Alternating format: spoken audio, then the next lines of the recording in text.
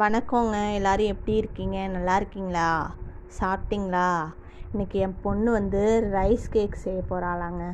ரைஸை வச்சு அதுக்கு ரைஸை கொஞ்சம் சுட சுட சாப்பாடு கொஞ்சம் எடுத்துக்கிட்டு எடுத்து ஆற வச்சுக்கிட்டாங்க. அதில் காஃபி தூள் கொஞ்சம், அப்புறம் தண்ணி ஏதோ பிடிச்சி ஏதோ மிக்ஸ் பண்ணி பண்ணணும் அப்படின்னு பண்ணிக்கிட்டு இருந்தாங்க.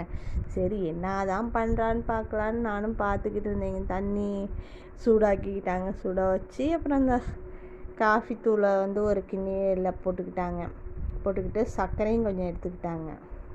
இவ்வளோ போதுமான்னு கேட்டேன். போதும்னு சொல்கிறாங்க. அது எப்படிங்க பத்தும்? அது வந்து அது மெல்ட் ஆகிறதுக்கோசரம் பண்ணுறாளோ என்னமோ தெரியலைங்க.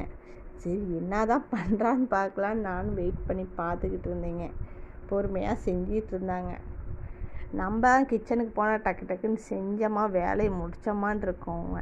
ஆனால் இப்போ பொறுமையாக ஒன்று ஒன்றா பார்த்து போட்டுக்கிட்டு இருந்தாங்க. சரி என்ன தான் பண்ணுறான்னு பார்க்கலான்னு சுட தண்ணி சூடானோடனே அதில் தூக்கி மிக்ஸ் பண்ணிட்டாங்க.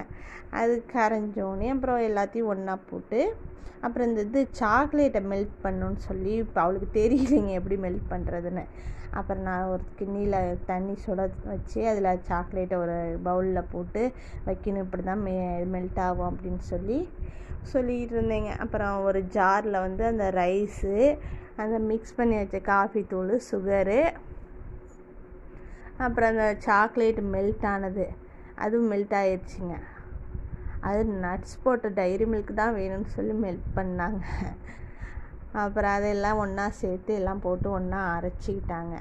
அரைச்சதுக்கப்புறம் பரவாயில்லைங்க, டேஸ்ட்டு ஓரளவுக்கு நல்லா தாங்க இருந்துச்சு. கேக் மாதிரி தான் சூப்பராக இருந்துச்சுங்க. சாப்பிட நல்லா இருந்துச்சுங்க.